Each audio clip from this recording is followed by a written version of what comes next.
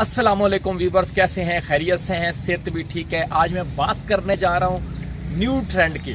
तो हर 20 साल के बाद 30 साल के बाद दुनिया बदल जाती है, दुनिया चेंज हो जाती है और दुनिया में कुछ ट्रेंड का आगाज़ होता है और वो ट्रेंड जो लोग फॉलो करते हैं वो ज़िंदगी में सक्सेसफुल इंसान बनते हैं।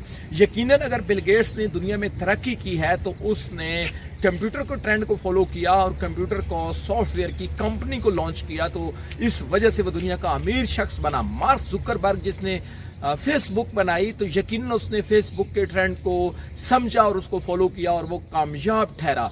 आज का जो दौर है स्पेशली कोरोना के बाद ये ऑनलाइन काम करने का दौर है और मैं बड़े बिलीव के साथ ये कहने जा रहा हूँ कि 2030 तक 80 से 90% बिजनेस ऑनलाइन हो जाएंगे और अभी पाकिस्तान और दुनिया भर में तकरीबन अप्रॉक्सीमेटली 20 से 30% बिजनेस ऑनलाइन हो चुके हैं। तो आप भी ऑनलाइन बिजनेस को सीखने की कोशिश करें और ऑनलाइन बिजनेस को जितना ज़्यादा अच्छा तरीके से आप सीखेंगे इतने ज़्यादा अच्छी अर्निंग पे आप जो है वो पहुंचेंगे, इतने ज़्यादा अच्छे जो है वो आप पैसा कमा पाएंगे। तो यकीनन आज का जो दौर है वो टेक्नोलॉजी का दौर है और इस दौर में भी अगर हम टेक्नोलॉजी का इस्तेमाल नहीं कर पा रहे तो यकीनन हमारा शुमार भी नाकाम लोगों में, नाकाम सोसाइटी के लोगों में ज़रूर होगा। तो मैं ये चाह रहा हूँ कि आप लोग दौर हाज़िर का जो जदीद तरीन new era of the business है, ई कॉमर्स बिजनेस है, ऑनलाइन बिजनेस है, इसको ज़रूर सीखें और सीख के इसके अंदर अपनी अर्निंग जनरेट करें,